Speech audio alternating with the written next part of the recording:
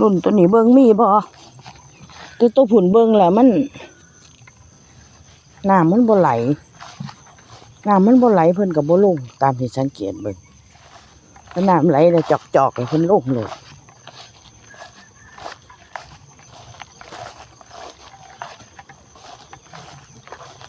เบิ่งเด้อทางนี้ก็ยังไหลอยู่มีบ่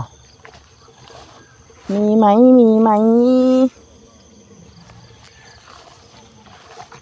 มีกี่ตัวโอ้วันนี้ไม่หมานจริงๆด้วยเดี๋ยวปลาไหลหน่อยตัวหนึ่งกับปลาคอหน่อยตัวหนึ่งนะเอาไปปล่อยเถอะนะท่าน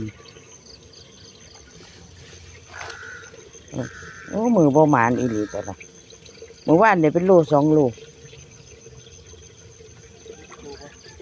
โอ้ยเดี๋ยวปลาไหลตัวหนึ่งกับปลาคอหน่อยตัวหนึ่งทั้งผุนบ่มีเลย